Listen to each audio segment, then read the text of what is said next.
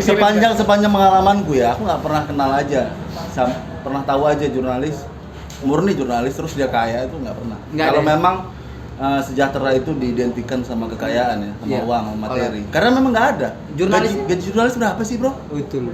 Terus kalau kita mau main sucing-sucingan,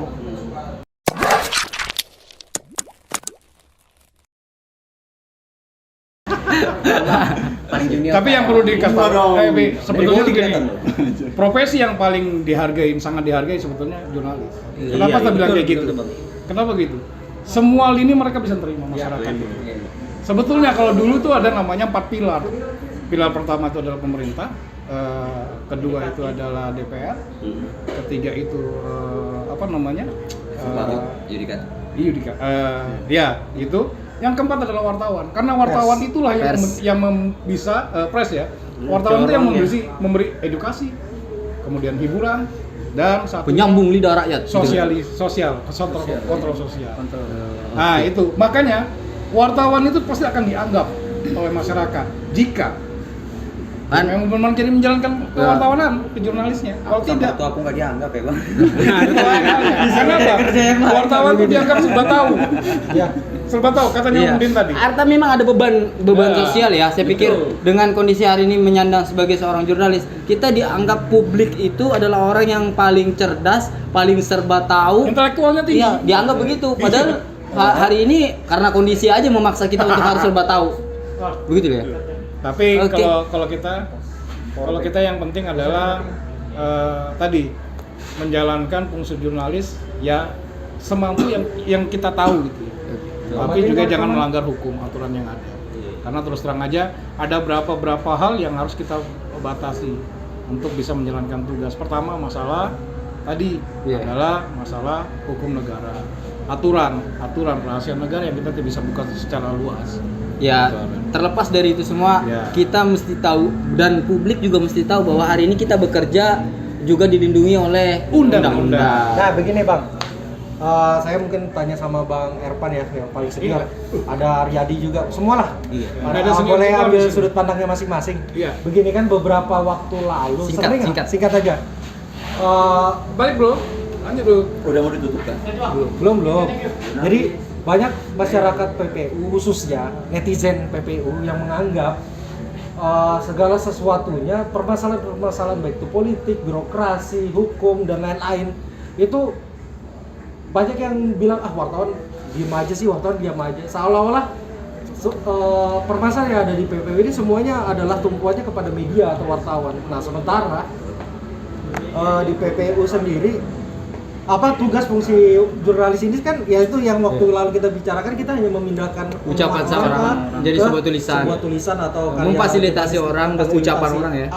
Bang Erpan, bahkan itu sudah pernah dijadikan status, bahkan banyak tuduhan-tuduhan ke kita nih. Aku agak kesal juga sih sebenarnya, tuduhan-tuduhan yang wartawannya yang dianggap diam aja, bahkan ada tuduhan yang agak cukup kasar atau bisa dibilang kurang etis gitu. Kita seakan-akan wartawannya sudah kenyang nih, padahal ya Allah, ini aku kesel. Bang Irfan gimana sih pandangannya tentang hal seperti ini? Mungkin bisa tanya ke Riyadi juga. Ya Allah, ya Allah bang. Iya kesel. Gimana bang?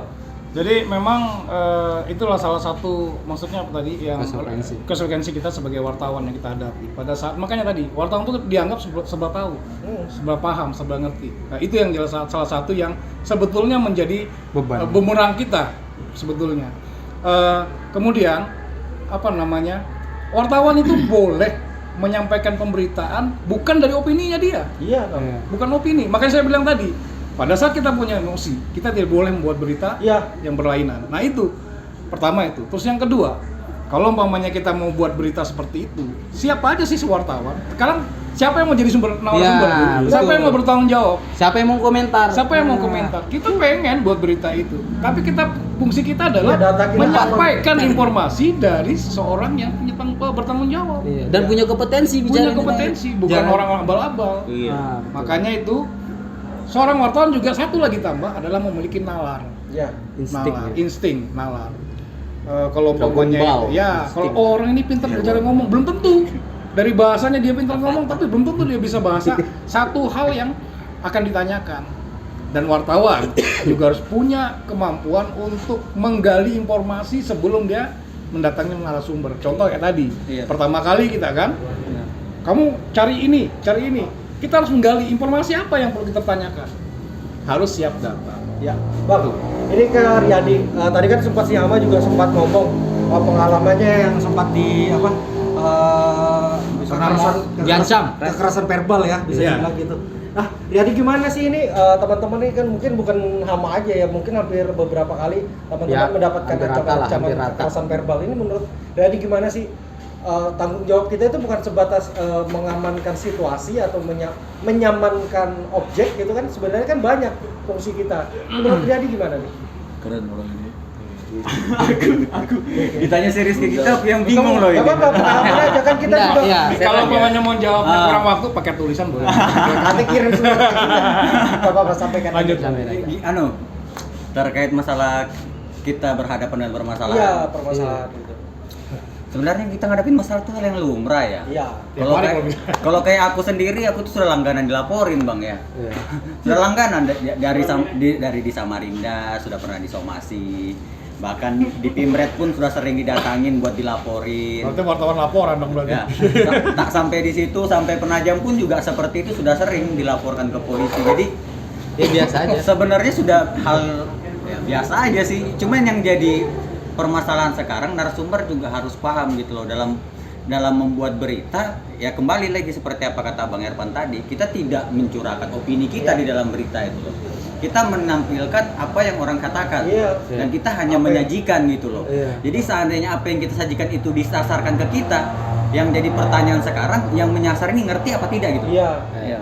Nah, makanya sebenarnya perlu adanya wawasan apa modelnya itu pemahaman ya. Literasi. Makanya di era citizen journalism ini sebenarnya sosialisasi tentang jurnalistik itu kurang. Jadi seakan-akan saat kita seorang wartawan, jurnalis atau apapun itu namanya yang di bidang itu menulis berita, kalau ada kesalahan seakan-akan kita yang salah, padahal kita tidak melancarkan opini kita gitu. Betul. Kayak Oke. gitu.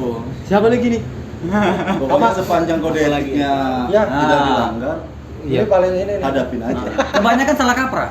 Iya. Gimana? Sering Keren loh orang ini. sini. Keren juga beliau ini. Madya bro. Madya. Keren ya. Orang ini muda bang, baru Muda, jawaban muda. apa? Nggak ada ngomong kayak gitu. Sekarang ini semuanya sama. Nggak bisa bang, sertifikat beda bang. Enak aja. Sertifikat beda bang. Enak aja. Sama Bang Udin itu utama sudah. Oh, belum tahu. Kak. Susah ini hubungannya. Mau kemana, topik kemana? Robi kayak apa, Rob? Jangan susah coy. Yang ringan Jangan- aja. Apa Pak? Yang ringan aja. Apa potensi di Penajam Pasir Utara yang harus dimaksimalkan oleh pemerintah daerah? Itu kemarin Apa? seperti video Sampul Said yang sebelumnya, Apa? putri terpilih itu. Itu potensi tuh. Yang mana? Putri dia yang potensi. Apa yang potensi? Anda senyumnya licik kan? Apa? Gusung, gusung. Gusung. Iya, digiring ke situ. Nah. Wisata bang, maksudku Oh. itu wisata. Oh, wisata. Mau Berarti hari ini pemerintah kita tidak memaksimalkan itu. lihat aja gitu loh. Nggak, Ridanya Lihat nggak apa? ada, Bang. Nah ini Ridanya juga nggak konotasinya ada. terbalik ini. Kenapa bisa lihat aja? Lihat aja itu kan Loh. masih ambigu, Pak. Rasakan Apa? saja kamu. Rasakan. Enggak mas. Loh, gimana dong? Sebentar aku susun kata-kata. Ya, kawan-kawan kan pasti punya nalar ya.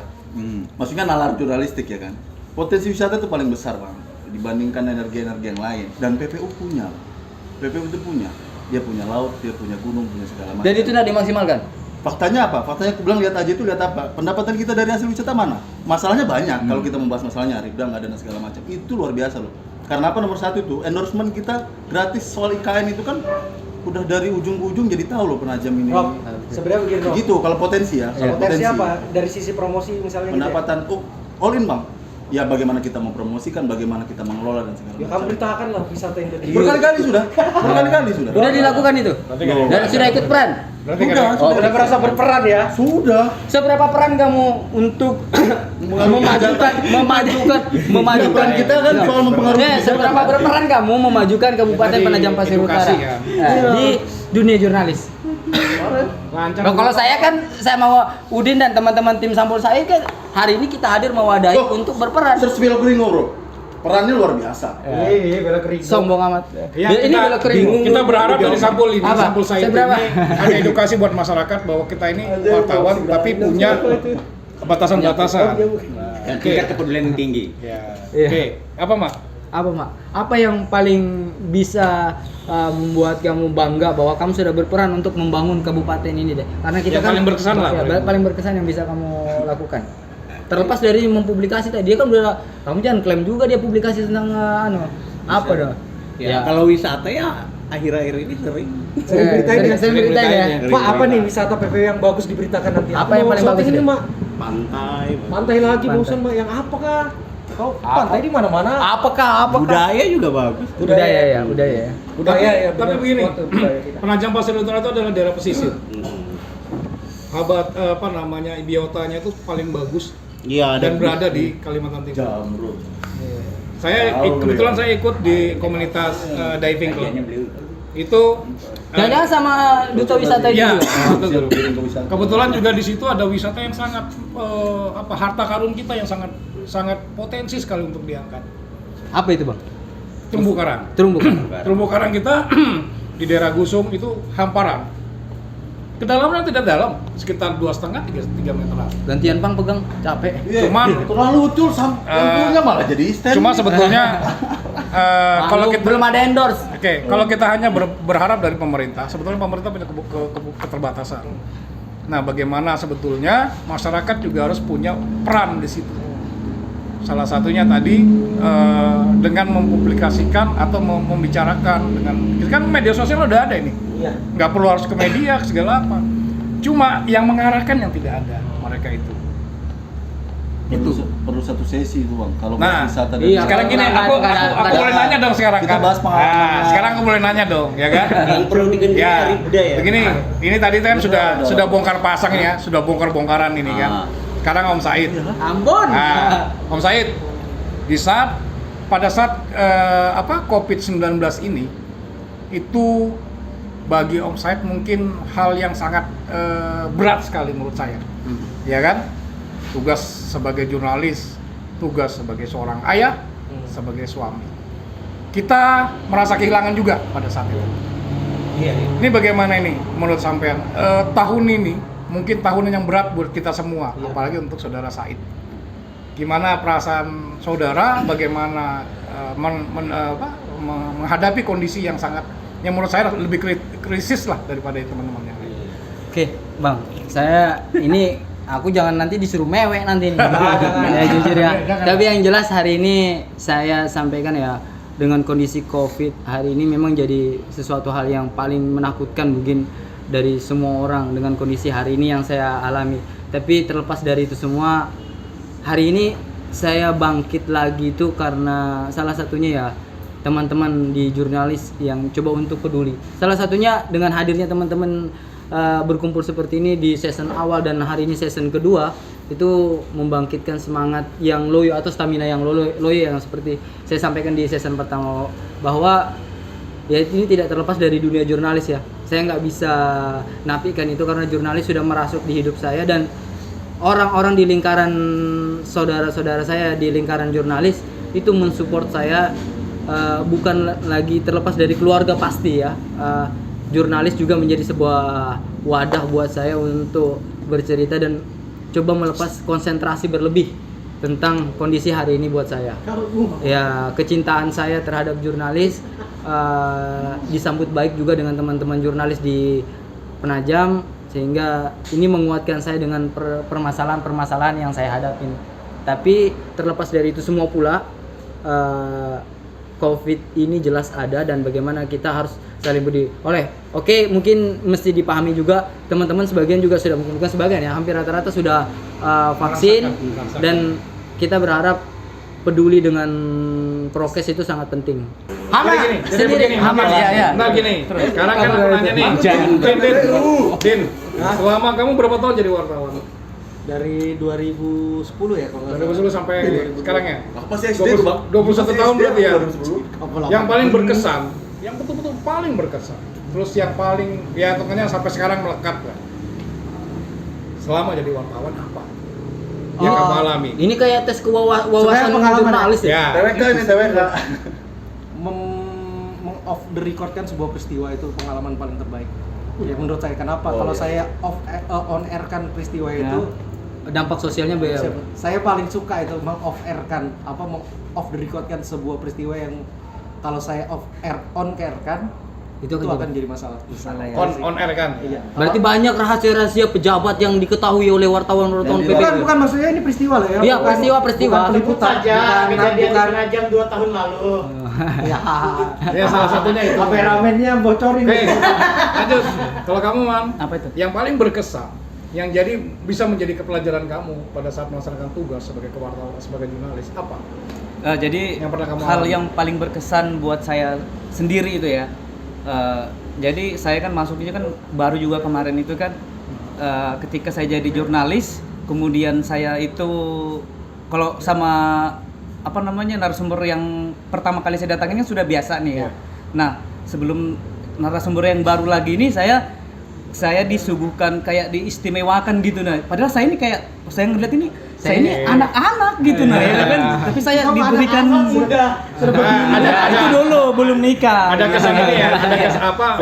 Merasa sangat Iya, diistimewakan ya. merasa sangat Oke, istimewakan. sekarang- Sebentar dulu. Sabar. Ternyata dia pengen ngomong nikah. Terus tuh, Aku nih jarang lah dia ngomong. Iya. iya. Pada kakak lu. Itu sudah Biasa. Lanjut, Karena saya lanjut. Akur ya, akur ya. Nah, dan menurut saya apa namanya kesenangan, kenyamanan itu ketika apa namanya berita sudah diposting, kemudian ada salah satu pembaca kita yang men-screenshot, terus kemudian di-share di grup WA atau karya grup apa jurnalis gitu ya, kan. karya-karya. Nah, itu suatu Medsos ya? kebanggaan buat Media saya sendiri. sosial Oh, ya? ternyata begini ya jurnalis itu bilang iya ya. sih. Oh, berarti sudah Gitu. mulai ngerasa begitu. Ngerasa. Prospek dulu padahal masih dalam proses ospek. Nah, kalau Hama, Ya, kalau aku itu tadi sih yang buat yang berita. paling penting maksudnya paling penting untuk hidup kamu dan kamu melaksanakan itu sebagai pengalaman kamu di jadi jurnalis apa? Ya Momen. ketika berita yang kusajikan itu dibaca orang sih. Itu ya merasa itu ya. Hmm. Oke. Dibaca Kalau orang. ini tadi terus- baru diungkapkan ya. Sangat berkesan adalah pada tahun ini. Ya. Kalau kamu sama dengan dia. Ya. Nah, sekarang dirimu yang paling berkesan dan akan menjadi pengalaman. Bang Ervan dulu. Ntar dulu. Nah, ini diambil jadi, alih sama Bang Ervan jadi ini. pengalaman yang paling berkesan dan menjadi satu hal yang akan menjadi pelajaran dirimu di hidup kamu sampai dengan pekerjaan kamu. Apa itu? Yang paling berkesan itu bikin orang ribut ya. Iya. itu hobiku dari dulu soalnya. Wartawan kontroversi. Pernah ya gitu ya? Contoh gini, kayak waktu teroris dulu. Yang waktu ada penangkapan teroris di sini kan. Oh ya. Nah, alhamdulillah saya jadi wartawan pertama yang dapat itu berita gitu loh. Saat semua nggak tahu, saya orang pertama yang dapat dan hal yang seperti itu yang menjadi yang itu. nilai Jadi reward ya. kebahagiaan tersendiri gitu loh. Kalau Iya. buh, geger nih, Iya. ribut nih. Perasaan aku juga dapet deh itu. Tapi gini loh. Di awal Tapi gini loh. Udah sama-sama. BTV pertama kali yang keluar yang berita teroris penangkapan itu. Iya, iya. Itu BTV paling pertama kali. Oke. Bang Robi Nggak ada. nggak ada. Apa ini bang pertanyaannya? Iya. Ya, yang berkesan. Aku dari tadi tuh satu sini mikir apa ya? Berkesan. Jangan bilang dapat tamparan. Karena dia tidak mencintai masalahnya. Nah pertanyaannya apa dulu? Ya, yang paling Aku bisa berkesan. lah bote-bote lah. Ya. Apa bang? Bo, yang paling berkesan deh. Dapat istri orang sini. Gitu. Justru kebalik istrinya dapat orang sini. Tapi dia hebatnya dibawa ke sini. Iya, dia kebalik nih. Apa pertanyaan tadi? Yang berkesan. Nah kalau berkesan ya, Oh. aku jadi jurnalis itu tahun 2015. Serius. Karena bukan kecintaan ya, jadi memang nggak ada pilihan untuk jadi jurnalis. Pada waktu itu ya? Pada waktu itu, aku belum sadar itu keresahanku ternyata bisa dituangkan dalam sebuah tulisan. Wis. Jadi paling tidak yang paling berkesan adalah liputan pertamaku. Oh, itu yang Apa itu? Apa? Yang Ngapain? ingat Ngapain? apa? Menyampaikan keresahan. Berita apa? Liputan judulnya? pertamaku itu bro, aku nggak dapat instruksi, nggak bisa nulis dan nggak tahu apa produknya yang bisa jadi berita kan. Isunya nggak ada berarti. Isunya nggak tahu, jadi aku Iya. keliling aja. Liputan pertama itu aku liputan pedagang jagung di trotoar karena waktu itu udah persiapan mau tahun baru. Jadi itu aku pengalaman pertama kali sambil gemetar, sambil bingung dan segala macam itu aku mampu menyelesaikan tugas itu. Liputan sama pedagang jagung, akhirnya makin kesini tuh makin menikmati gara-gara kesan Karya ya? pertama itu, gara-gara punya koleksi. Ternyata manusia yang ada di dunia itu macam-macam, beragam dan begini. Itu tuh luar biasa. redaktur kan. Nah, itu kesekian itu, pasti pernah. Pernah dimaki-maki redaktur? Redaktur pernah, narasumber pernah. Bukan siapa-siapa juga pernah, apalagi istri. Aduh, makanan hari-hari bang. Curhat Gajinya ya? tipis, Bang. Curhat, oh Iya. gaji Jadi, tipis ya? seandainya pertama kali itu aku tidak berkesan, mungkin nggak sampai sini aku. Nggak Berarti sampai itu ketemu jadi kawan-kawan. itu jadi pelajaran dirimu ya. Oke. Dari mengerti Bang. Abangku ini. Waduh. Bang Irfan sendiri yang terakhir nih. Sebetulnya berkesan semua. Cuma yang paling berkesan itu adalah pada saat saya bertugas itu antara hidup dan mati. Kenapa antara hidup dan mati? Pada saat itu kerusuhan di Kalimantan Tengah tahun 2000, nggak salah itu. Saya sebagai wartawan sekitar jalan 1 tahun lah waktu itu. Membawa wartawan nasional karena ditugaskan oleh pemerintah daerah sana untuk membawa wartawan nasional masuk ke wilayah konflik. Pada saat itu sekitar 20-an kilo memasuki ibu kota Sampit, itu udah penjagaan ketat sekali. Kebetulan aparat keamanan yang ada di situ menyatakan bahwa kalau sudah masuk Mas, keluarnya sulit. Pada saat Berarti itu resiko nyawa. Bang. resikonya nyawa. Pada saat jalan ternyata ada kejadian berhadapan itu. Kita sebagai wartawan dituntut untuk bisa menyajikan informasi secara lengkap. Tapi karena ini nyawa, terpaksa kita tidak bisa berbuat apa-apa karena pertama berada di tengah-tengah konflik tadi itu. Akibat kejadian itu, karena terlalu sering melihat kejadian-kejadian yang seperti itu, makan kita selama 1 bulan itu tidak bisa makan normal.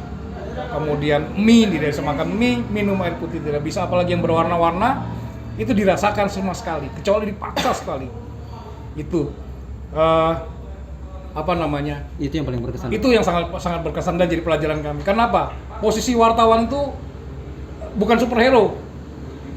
Sewaktu-waktu nyawanya bisa terancam. Karena posisi kita ini bukan di ring 1, bukan di ring 2 atau ring 3. Kita posisinya di tengah-tengah ring-ring ini. Karena kita adalah jurnalis yang menyampaikan pers yang harus menyampaikan itu. Resiko kita sangat besar. Okay. Nah, itu kan di luar Bang ya. Kalau di Penajam Pasir Utara sendiri seperti apa? Kalau Penajam Pasir Utara sebetulnya saya sebentar. berani nanya dia. Mau gantiin Sampul Said kayaknya nih. Sama. Sampai Rahman berarti. Tipis-tipis. Jadi kalau di Penajam Pasir Utara sebetulnya pada saat kerusuhan tahun kapan ya itu ya? 2019 ya? 18 ya? 18 akhir. ya. Sebetulnya 17. karena ada pengalaman tadi saya bilang tadi, karena pengalaman sudah ada, kita udah bisa melihat situasi mana yang posisi kita aman apa enggak. Itu. Karena ada pengalaman tadi itu. Dan itu yang jadi pengalaman yang berharga. Itu yang jadi pengalaman berharga di situ. Manajemen isu yang kita Ya, itu. Walaupun saya pernah juga ditaruh di sini. Ya, Itu pernah waktu di Palangka waktu kejadian. Apa ini Bang? Ya seperti itulah. Cuma tadi Serius? yang perlu diingat adalah wartawan pertama mempunyai tugas sebagai orang yang menyampaikan emosi pendidikan, edukasi. Yang kedua adalah sosial kontrol. Yang ketiga adalah hiburan. Hiburan. Ya. Jadi kalau umpamanya kita melangkah dengan jalan seperti itu memberi informasi ke masyarakat, sampaikan yang sebenar-benarnya. Jangan terbawa emosi atau opini sendiri. Oke, thank you Bang.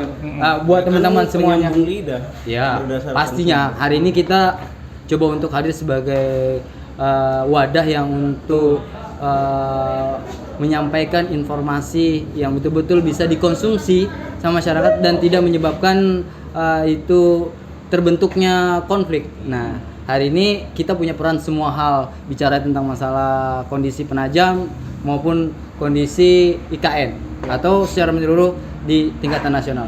Oke, mungkin itu aja dulu Bang. Ya. Saudara-saudaraku sekalian, saya atas nama tim Sampul Said bersama saudara saya Samsudin atau Syahrudin. Sahrudin. Sahrudin. Atau saya kenalnya Udin TPRI gitu. Jumbi.